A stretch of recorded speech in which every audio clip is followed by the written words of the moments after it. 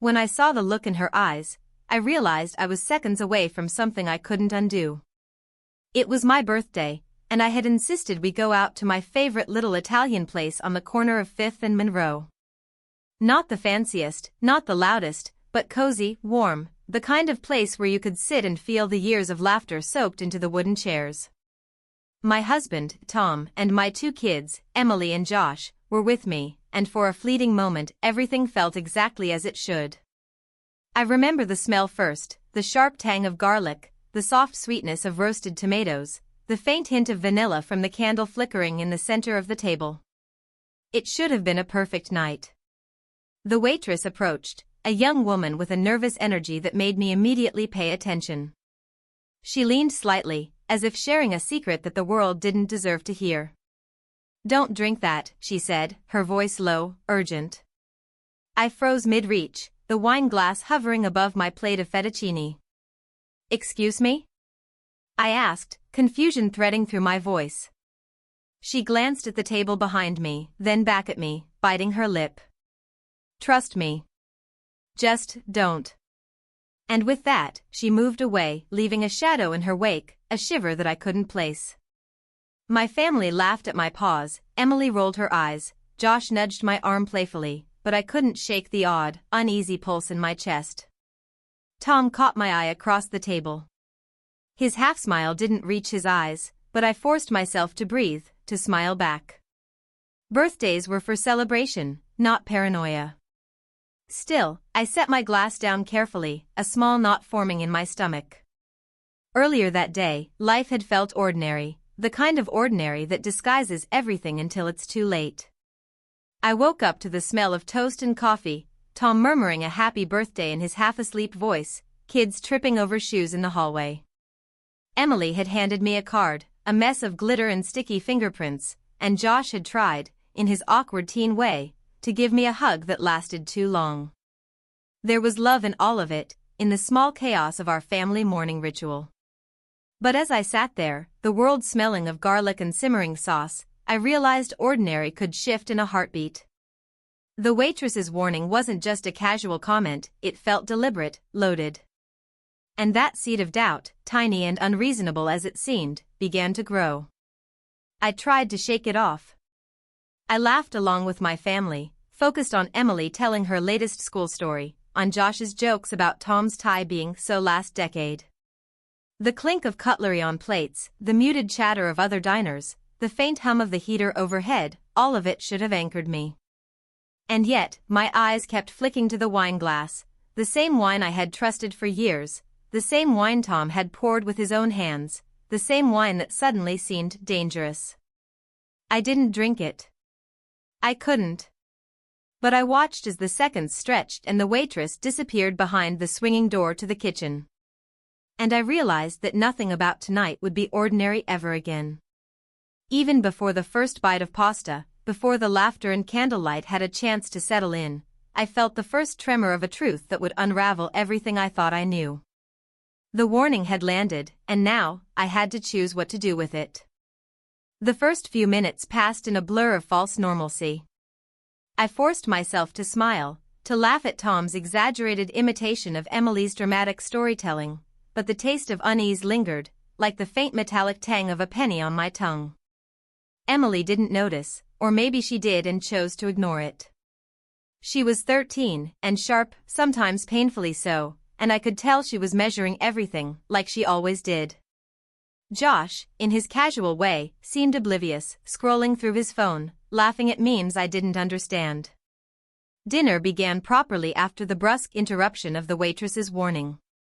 The pasta was rich and comforting, the smell of freshly baked bread filled the space between us. I tried to focus on the warmth of my family, the easy banter, the occasional tease, the comfort of routine. Yet my eyes drifted again and again to that untouched wine glass. The world was full of small, unnoticed signals, and my instincts were telling me that this one was important. Tom reached over to squeeze my hand, his touch grounding but also heavy with an unspoken tension. "Everything okay?" he asked, eyebrows furrowed. I forced a laugh. "Yeah, just a little tired, I guess." But even as I said it, I felt the lie pressing against my teeth. There was something in his eyes, something I couldn't name, a flicker of distraction or maybe guilt. I shook it off. Birthdays always made people reflective. Maybe he was just caught up in his own thoughts. The first clue came subtly, almost imperceptibly. Josh excused himself to the restroom, and Emily, in her typical blunt style, asked Tom a question that made my chest tighten. "Dad, are you sure you remembered to pick up Mom's gift from the store?" Tom's face changed for the barest fraction of a second. Micro-expressions, subtle as they are like cracks in a wall.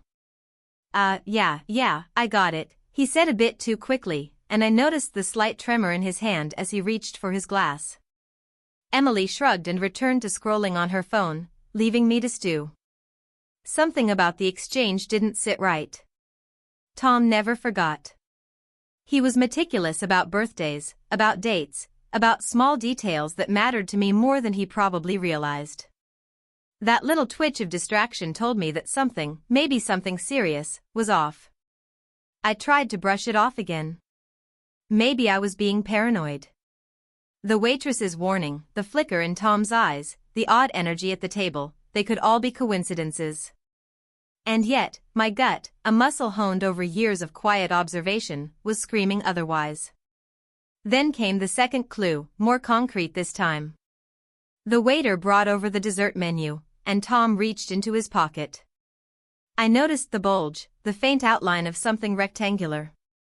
He tried to hide it, slipping it back under the table, but my eyes caught it, a small, folded note. "What's that?" I asked, voice light, casual. Tom froze, then quickly smiled, a little too bright.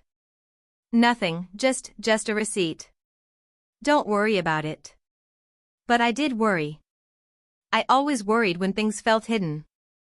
I had learned over the years that small secrets rarely stay small. They fester, they grow, and eventually, they surface in ways that can't be ignored. I tucked the thought away for the moment, trying to focus on the momentary comfort of chocolate cake and vanilla ice cream, the little indulgence that birthdays allowed. But my mind was elsewhere, piecing together a puzzle I hadn't yet fully seen. By the time the waitress returned with our coffees, I felt the first real prickling of fear at the base of my neck. She didn't look at me this time, didn't say a word, but her expression carried an unspoken message, one I couldn't ignore: "You're right to be cautious." And that's when I realized, the night that was supposed to be simple, happy, ordinary, had already begun to unravel. After dessert, the restaurant grew quieter, the hum of conversation dipping into a soft, almost intimate lull. Candlelight flickered across the table, highlighting the subtle lines on Tom's face, the way Emily's hair fell into her eyes as she leaned forward to show me a drawing she had made in school. Josh, now more engrossed in his phone than ever, barely looked up. I wanted to believe that nothing was wrong, that the tension I felt was just my imagination running wild. But deep down, I knew it wasn't. The first real suspicion hit me while Tom excused himself to take a call outside. I watched him through the glass partition as he whispered, a hand covering his mouth, his voice low and hurried. I couldn't hear the words, but the expression on his face, the tightness around his eyes, the way he kept glancing over his shoulder, spoke volumes. He wasn't just having a private conversation. He was hiding something he thought I wouldn't notice. I tried to dismiss it. Maybe it was work, maybe a problem with a client or a late-night issue he hadn't wanted to bring up. But then I caught the faintest glint of what looked like a small envelope in his breast pocket, a folded paper, neat and precise, not a receipt, not mundane at all. My stomach churned. When he returned, he was smiling, a practiced ease that didn't reach his eyes. "Sorry about that," he said, sliding into his seat. "Just a work thing. Nothing important." I nodded, but the seed of doubt had taken root. The waitress's warning kept echoing in my mind. "Don't drink that." Why would she say that? Was it a precaution? A hint? And why did everything feel wrong? The tension in the room thickened, invisible but palpable, a haze over the flickering candlelight. Emily, ever perceptive, noticed my distraction. Mom, are you okay? You look weird. I forced a smile. I'm fine, sweetheart. Just thinking. Josh, still glued to his phone, suddenly chuckled. Dad, did you see this? He thrust the screen toward Tom. A news alert, nothing more than a trivial story, but Tom's hand twitched just for a second, like he was annoyed by the intrusion. A tiny gesture, barely noticeable, but it was enough. Each small movement, each flicker of unease, each subtle hesitation was a piece of the puzzle. I began to assemble them in my mind, connecting them like constellations. I remembered the note under the table, the whisper through the glass, the odd tension in Tom's smile. And then it clicked, there was a pattern emerging, a rhythm of deception I could almost hear if I listened closely enough.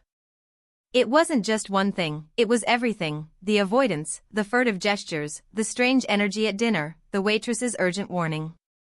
Something was happening that I wasn't supposed to see. I tried to push the fear down, tried to focus on my family's laughter, the warmth of the room, the soft scent of coffee mixing with chocolate. But the knot in my stomach tightened with each passing second. Something was wrong, and my instincts, those quiet, insistent instincts that had never steered me wrong, were screaming at me to pay attention. By the time we finished coffee, I was no longer pretending. I wasn't just uneasy, I was alert, almost hyper-aware. Every glance Tom gave, every laugh Emily offered, every clink of a spoon against a cup, carried weight. My mind raced, thinking through all possibilities, analyzing past months, picking at memories, seeking clues that could explain what I now suspected but didn't yet know. The waitress appeared again, this time briefly meeting my eyes as she passed. That look, an almost imperceptible nod, confirmed what I feared. This wasn't a mistake, and whatever danger lingered, it wasn't abstract. It was real, and it was about to reach me before the night was over. The first real confrontation with truth, I realized, would demand courage I wasn't sure I had. And yet, somewhere deep down, I knew I couldn't look away. Not now, not ever. The moment of discovery came quietly, almost innocuously, but its impact hit like a thunderclap. We were leaving the restaurant, Emily chattering about her drawing, Josh scrolling lazily, Tom fumbling with his jacket. I had almost forgotten the wine glass, the waitress's warning, the sense of unease, until my eyes fell on Tom's hand. He was holding something, a small envelope, tightly clutched as if it contained his very life. Tom, I said gently, stopping in the doorway. He looked up, startled, a flicker of something, guilt, perhaps, crossing his face. What's that? He hesitated. And in that hesitation, I felt the air shift, the ground beneath my feet tilt. It's nothing, he said quickly, but his voice carried an edge of defensiveness that didn't belong in a normal conversation. I stepped closer.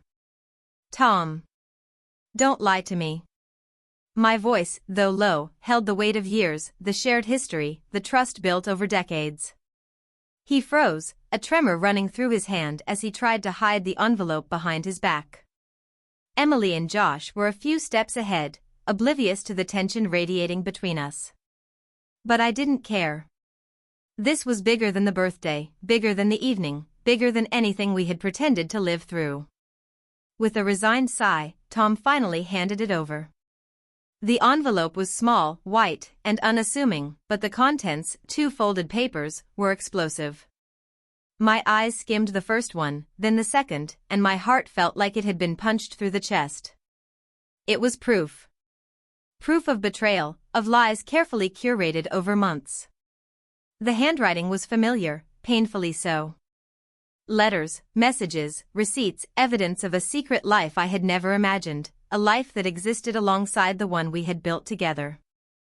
I felt dizzy, the world tilting. The candlelight from the restaurant seemed to flicker in my mind, each flicker a reminder of every small sign I had missed, every instinct I had tried to dismiss. I don't understand, I whispered, my voice trembling. The words barely left my lips before tears stung my eyes. Tom's face was pale, taut. I can explain, he said, but the words felt hollow, empty. His eyes, once familiar and comforting, now seemed distant, like I was staring at a stranger wearing his face. Explain? I laughed bitterly, the sound cracking like glass. You want to explain months of lies, secret meetings, hidden messages, while Emily and Josh think we're just going out for my birthday dinner? He flinched, a subtle recoil that spoke more than any words could. I could see it in his hands, the slight shake, the way his eyes darted away from mine.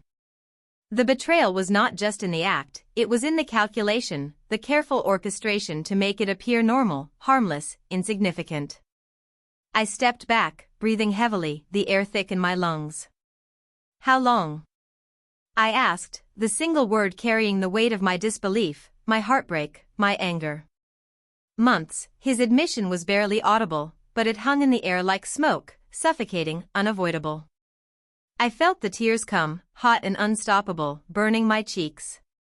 The betrayal was complete, not just in the act, but in the erosion of trust, the invasion of the life we had promised each other. The waitress's warning now made sense. Don't drink that, it wasn't about wine, it was about the poison hidden in plain sight, the subtle destruction of everything I held dear. For a moment, the world stopped.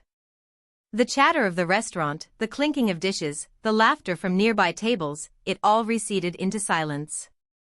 I saw only him, only the betrayal etched in his hands and his face, and the truth that had shattered the life I thought I knew. I realized then that nothing would ever feel safe in the same way again. Not birthdays, not quiet evenings, not even the comfort of routine. Everything was now tainted by what I had learned, and the path forward, whatever that meant, would be littered with choices I was not ready to make. I walked out of the restaurant first, leaving Tom trailing behind, his silence heavy, almost unbearable. The cold December air hit my face, sharp and unforgiving, matching the ache in my chest. Emily and Josh were a few steps ahead, unaware, laughing about something trivial. I wanted to join them, to pretend, but my body refused. The betrayal had carved a hollow space inside me, and I could feel its echo in every step I took. Tom caught up eventually, his breath visible in the chilly air. Please, can we talk, he said, voice soft, hesitant. But I couldn't. Not yet. I needed space, clarity, and most of all, I needed to feel the anger, the hurt, the rawness of it all. I stepped onto the curb, the city lights reflecting off wet asphalt, and finally let myself breathe. My hands shook as I clutched the envelope, the proof of months of deceit. Each paper inside was a dagger, each word a cut. I remembered the small signs, the odd phone calls, the sudden late nights, the way his attention had shifted ever so slightly, and now the pieces fit together, forming a pattern of intentional betrayal. I knew I couldn't confront him calmly. Not yet. There was too much anger, too much disbelief. So I did the only thing I could think of, I drove. I left the restaurant, left him standing there, and let the car take me away, the heater cranked up to ward off the chill but failing to warm the cold that had settled in my bones. As I drove, my mind raced. I thought about all the small lies, the half-truths, the subtle manipulations. How long had this been going on? Who knew? Did he think I would never notice? And worst of all, why? The why hurt more than anything else. There is a cruelty in secrets, in hiding the truth from someone who trusts you, that leaves scars invisible to the eye but permanent in the heart. I pulled over near the river, the city lights shimmering on the water's surface. I didn't know whether to cry, scream, or simply sit in stunned silence. Eventually, I pulled the papers from the envelope again, tracing the familiar handwriting with trembling fingers. Each detail was precise, calculated, messages, receipts, evidence of meetings I hadn't known about. It was a life he had built in parallel, one that excluded me entirely. Tom called repeatedly, his name flashing across my phone. I didn't answer. I knew he wanted to explain, to beg, to salvage something, but right now, the only thing I wanted was space. Space to feel, to think, to decide. By the time I returned home, hours later, my body was exhausted, but my mind was sharp. I began to plan, not revenge in the dramatic sense, not a public spectacle, but action rooted in clarity. I documented everything, took photos of the receipts, the notes, and compiled the evidence. I knew confrontation was inevitable, but I also knew it had to be done on my terms, not in a fit of emotional impulse. The first call I made was to my sister, someone I trusted implicitly. "You won't believe what I found," I said, my voice quiet but steady. And as I spoke, recounting the discovery, I felt a strange sense of empowerment. Knowledge, no matter how painful, gives you the ability to act. And tonight, I was no longer a passive participant in the story of my own life. I realized then that the next steps, public acknowledgement, consequences, healing, would require patience, courage, and restraint. I wouldn't let anger dictate me, I would let clarity and truth guide me. And in that moment, staring at the city lights reflecting off the dark river, I understood that the hardest part wasn't the betrayal itself, it was learning to navigate the life that remained, and deciding how much of it I could save. The next morning, the weight of last night's discovery pressed down like a heavy fog. I barely slept, turning the events over in my mind, questioning, analyzing, and trying to steel myself for what had to come next. Tom was unusually quiet at breakfast, his silence no longer casual but charged, like a taut wire ready to snap. Emily and Josh chattered around us, oblivious, the normalcy of their morning routine clashing sharply with the tension that hummed beneath the surface. I finally decided it was time. Not with anger, not with tears, but with precision. I called Tom into the living room, away from the kids. The envelope, the papers, everything was laid out on the coffee table between us. I didn't speak immediately, I let the weight of the evidence speak first. He looked down at it, his face pale. I can explain," he murmured, but I held up a hand, cutting him off. "No. Not yet. First, you need to acknowledge everything. All of it. The months of lies, the hidden meetings, the notes, the messages. Look at it, Tom. Face it." He swallowed hard, his hands trembling slightly as he picked up one of the papers. His eyes darted to mine, then to the stack before him, and I saw something crack in him, not just fear, but the weight of his own guilt. I didn't mean for it to get this far," he admitted. The words were quiet, almost a whisper, but the confession filled the room with a heavy, undeniable truth. I let the moment stretch. I wanted him to feel the full weight of what he had done. Not to shame him, but to make him understand that trust, once broken, leaves a scar deeper than any punishment. "Months," I said finally, voice steady. "You lied to me for months. To all of us. And for what? Was it worth it?" He said nothing, and I realized that some questions are rhetorical, meant not for answers but for the acknowledgement of wrongdoing. Then came the public consequence. I didn't need to make it loud or humiliating. Life itself has a way of unveiling truth. I told my sister, who advised me carefully, and we decided to share the situation with a few close friends and family, those who mattered and could support me, but also who could ensure accountability. Word traveled quickly, not because I gossiped, but because betrayal has a gravity that cannot be contained. People who had known Tom's impeccable reputation began to see the cracks. Friends who had trusted him were forced to reckon with his actions. Some expressed disbelief, some anger, some sympathy. And through it all, I remained calm, collected, watching the ripple effect of honesty as it unfolded.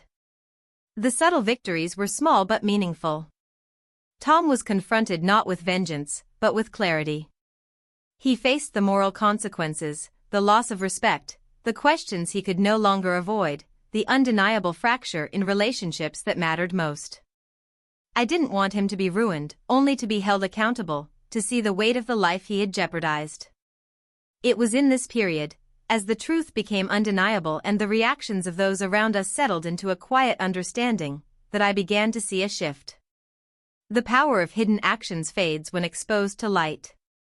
And as painful as it was, exposing the betrayal allowed for justice, not through punishment, but through truth.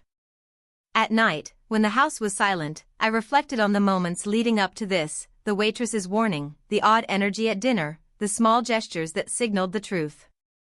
I understood then that intuition is a gift, one we often ignore until it screams for attention. And I realized the first step to healing was acceptance, not just of his actions, but of the reality they created. Healing didn't come all at once, and it certainly didn't come easily. The first few weeks were a blur of emotion, anger, sorrow, confusion, but gradually, I began to reclaim pieces of myself that had felt lost under the weight of betrayal. I stopped replaying every moment in my mind, stopped trying to unearth signs I could have missed, and started focusing on the life that still remained, my children, my home, and the small, persistent heartbeat of my own resilience. Tom moved out temporarily, a silent acknowledgement that the space between us had grown too wide for normalcy. Emily and Josh reacted differently. Emily was quiet, more introspective than usual, her usual chatter replaced by thoughtful questions. "Mom, will things go back to the way they were?" she asked one evening, sitting across from me with her drawing tablet on her lap. I reached out and held her hand, feeling the tremor in hers as well as my own. "I don't know," I admitted. "But I do know that we will be okay. It might look different and it might take time, but we will find our way." Josh, in contrast, oscillated between anger and frustration. He questioned everything, Tom's actions, my decisions, even his own feelings about the situation. I answered as honestly as I could, without sugarcoating. "Sometimes people we love make choices that hurt us," I told him. "It doesn't make them entirely bad, but it does mean we need to set boundaries to protect ourselves." In the quiet moments alone, I reflected on the lessons this betrayal had brought. Trust is fragile, more so than I had ever realized. And yet, trust is also a choice, something we rebuild carefully and deliberately. I realized that I had a choice as well, to let this define me, or to let it teach me. I chose the latter. I also began to rebuild my connection with Tom, cautiously observing his efforts and his accountability. I didn't forgive blindly. Forgiveness, I learned, isn't a gift you give to someone who has wronged you, it's a choice you make to free yourself from the prison of resentment. And I needed freedom more than I needed closure in any other form. Life gradually returned to a rhythm, one that felt steadier, if not identical to before. Birthdays no longer carried the same naive expectations, instead, they became markers of resilience, reminders that life can shift unexpectedly, and yet still hold moments of warmth, joy, and connection. One evening, as Emily and Josh were laughing over a board game, I sat back and inhaled the familiar scent of roasted garlic from the kitchen. The world hadn't returned to what it had been, and it never would. But it had grown more honest, more grounded. And in that honesty, I found a sense of peace that I hadn't known was possible in the aftermath of betrayal. I thought again of the waitress, her urgent warning that night at the restaurant. "Don't drink that." At the time, it had seemed cryptic, almost absurd. Now, I understood it differently. Life often hands us warnings, subtle and quiet, but powerful. Intuition, attention, and courage are the tools we need to act when those warnings arrive. Sometimes, listening saves more than a night, it can save a life, a family, a sense of self. And as I tucked the kids into bed one night, watching them breathe deeply in sleep, I felt the gentle pulse of hope returning. Trust may have been fractured, but love, resilient, imperfect, enduring, remained. And with it came the understanding that healing is not a destination but a journey, one we navigate with care, patience, and the courage to see clearly, even when it hurts. Sitting alone in the quiet of my living room that night, I let the stillness settle around me. The soft tick of the wall clock, the faint hum of the heater, the distant sound of cars passing outside, it all felt like a rhythm I could finally follow, a heartbeat that reminded me life moves forward, even after heartbreak. I thought about that birthday dinner, the waitress's warning, the wine glass I hadn't touched. How strange it is, I mused, that small gestures, moments we might dismiss, can end up being the pivot points of our lives. A glance, a warning, a pause, they can shield us from harm or guide us toward clarity we desperately need. That night could have gone very differently, And yet here I was, alive, whole, and learning.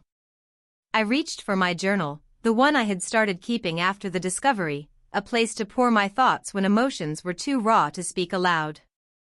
I wrote about betrayal, about grief, about fear, and about resilience. I wrote about noticing the small things, trusting intuition, and having the courage to act. And I wrote about the quiet, steady rebuilding of trust, not just in others, but in myself. Life, I realized, is messy and fragile. People make choices that hurt us. Secrets, even small ones, can erode the foundation of everything we believe is safe. But the human heart, our capacity to endure, forgive, and grow, is far stronger than any betrayal. I had learned that truth, in its sharpest, most painful form, could also be a kind of medicine, clearing away illusions and leaving clarity in its wake. As I closed my journal, I felt a soft warmth spread through me, a quiet reassurance that I was moving forward, step by step, toward a life rebuilt on honesty and awareness. And I thought about all of you watching, reading, listening, about the small warnings in your own lives you might be tempted to ignore. Would you have trusted your instincts like I did? Would you have acted, even when it hurt, even when it threatened the life you thought you knew? Life doesn't give easy answers. But it does give chances to listen, to learn, to grow. And sometimes, that's enough. If this story resonated with you, remember to hold close the lessons hidden in ordinary moments, and never underestimate the power of trusting yourself. The world keeps moving, and so must we.